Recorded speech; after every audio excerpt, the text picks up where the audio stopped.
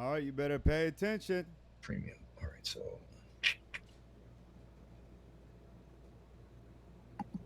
this is about where it starts. So this is in Billy Yelverton's plasma lab, and this is not vibration causing that to the water. That was electric current. So then we juiced it up and we added a little bit of pyranine so it more mirrors the water that's actually in the crust. It will get sucked into the electric current. So listen, he added pyramine and made the water ionic. And then there you see it's a little bioluminescent so that you can really see in relationship with the plasma. Now, when you're talking about currents and electric fields at the scales of continents and the entire subterranean water pushing in one direction, okay, this makes it a little easier to understand why, if there is induced current, if there is added current to the global electric circuit, the moment this goes into the ground, it's going to start impacting the water. And remember, there is more than all the water in the oceans locked beneath our feet in the crust. And if you include some parts of the mantle, they say there could be up to 3 times more. Water does not only get sucked in, but it can get pushed by electricity, which is what's happening here. So think about how that relates to the subduction zones of water getting pulled and pushed based off the geomagnetic electrical discharge of the earth and the water receding, and then you get a drought and wells and springs and lakes dry up because electricity pulls that water down. But we're going to show you a little bit more. What I don't have in this video is the effect on metal. I shouldn't have to talk about the effect on metal.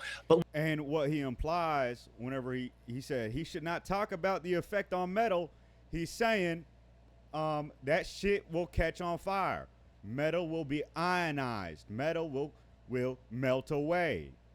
Look what the water did when the current came from above. It starts pushing up. So you have an insulator, something that has an ohm ratio, meaning that this crystal right here cannot catch on fire, but this crystal can transfer electricity through it, and screw gravity.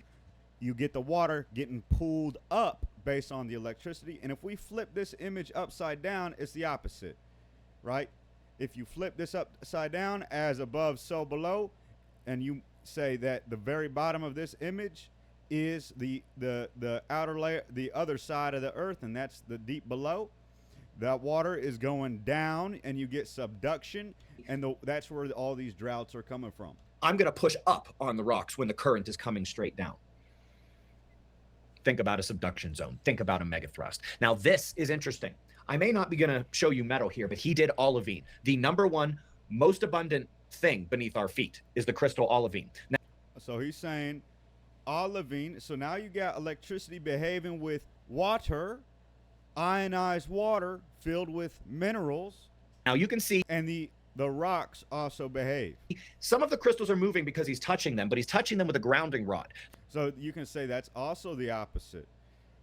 You get electricity coming from the ground, it moves the rock all around, and you get earthquakes. The gray thing sticking down. Let me actually go back a little bit here so we can. So water comes down, recedes through the subduction zone, and then the crust, the rock, goes up, and you get earthquakes. Actually see this.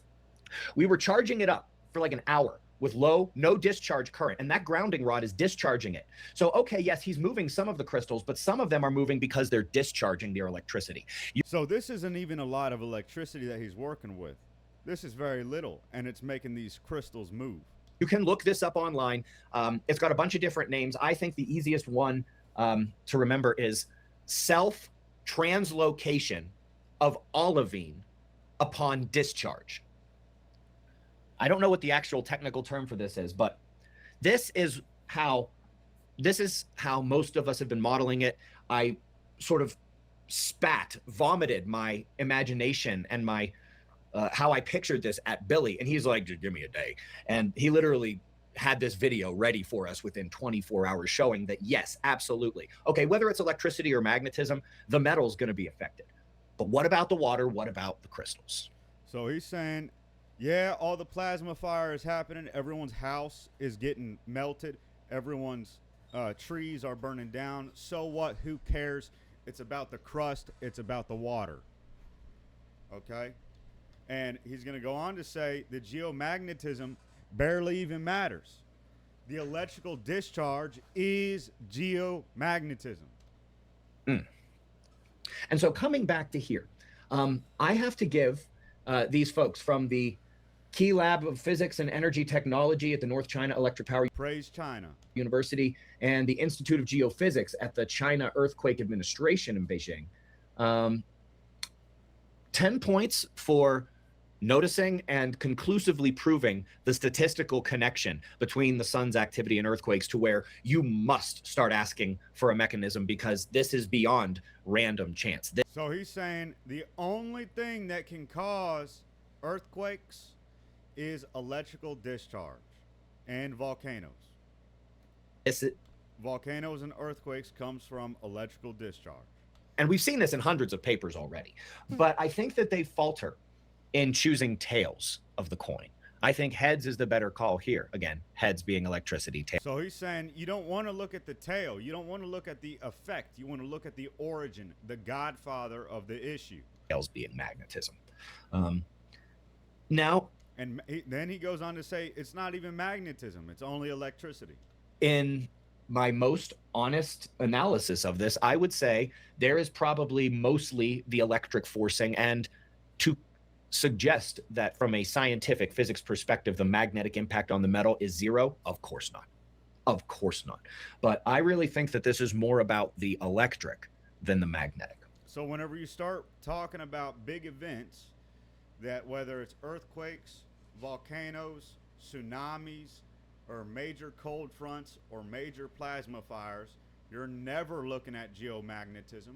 You're always looking at an electrical discharge, and the geomagnetism just being the tail of the story.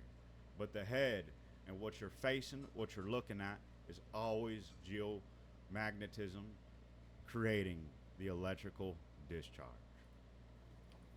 Anyway, the other paper from this morning was about carbon uptake, storage, and allocation patterns contribute to blurring of annual carbon-14 isotope signals in tree rings. And then he goes on to say this can be recorded and observed all throughout the world exactly when it happens, because the tree rings and the growth patterns are blurred and don't make any sense. There we go, G.